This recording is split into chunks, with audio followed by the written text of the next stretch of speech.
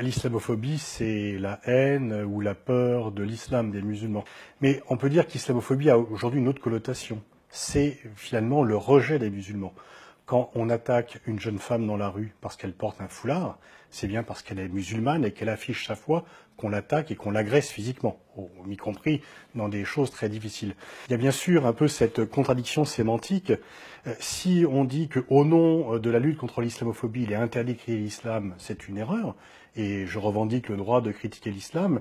Mais si par contre la lutte contre l'islamophobie, c'est d'interdire de s'attaquer aux gens parce qu'ils se revendiquent dans l'espace public comme musulmans, je pense que là, c'est accepter le racisme que de refuser le terme.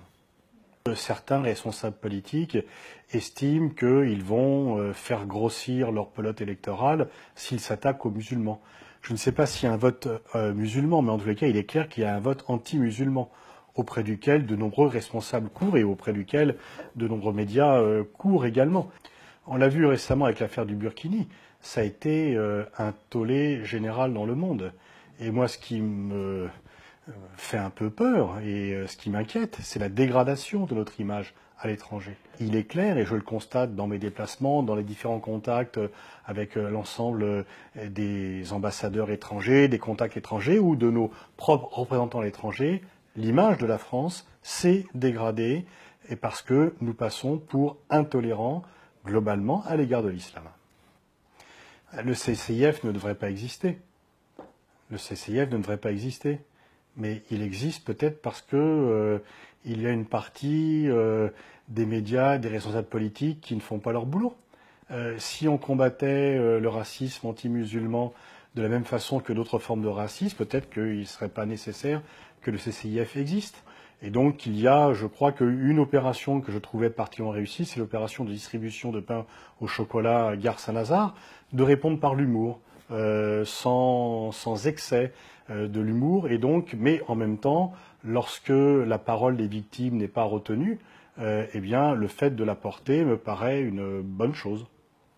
Moi, je suis concerné, je suis pas musulman, je suis pas croyant, donc je suis concerné en tant que citoyen. Je n'aime pas voir des gens être discriminés, etc. Et je pense que les musulmans ont leur place en France, qu'ils ne m'imposent pas leur foi, et moi je ne leur impose pas ma propre vision de la laïcité. On peut trouver un équilibre, et la France est justement forte de sa diversité. Elle n'est pas forte autrement. Une France qui rayonne, une France forte, pour ceux qui demandent la France forte, c'est pas en mettant au tapis une partie de la population française. C'est pas comme ça qu'on est fort dans le monde. Et c'est pas comme ça qu'on est fort à l'intérieur. Mais en même temps, ce que je tiens à dire, c'est que finalement, la situation des Arabes et des musulmans s'améliore également. Elle était nettement plus grave et nettement plus discriminée il y a une ou deux générations. Et donc, il y a deux façons de voir les choses. Il y a le constat, les musulmans sont plus discriminés, les Arabes sont plus discriminés que les autres Français. Et ça, c'est un constat négatif. Puis il y a le message d'espoir. Les choses s'améliorent et peut-être d'ailleurs qu'une partie des crispations de ce qu'on pourrait appeler d'un réflexe de petit blanc peut-être, est due au fait que les musulmans s'affirment en tant que tels, ils se revendiquent comme français, ils ne veulent plus raser les murs comme peut-être ils le faisaient auparavant, et ils s'affirment en tant que musulmans. Et peut-être que certains ne sont pas habitués, parce qu'auparavant, il n'y avait pas cette affirmation. Donc il faut peut-être que certains se fassent au fait que les musulmans s'affirment.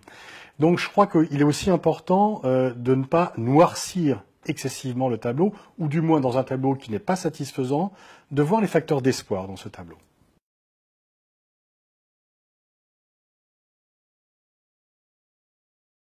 L'autre fils, c'est un boucher.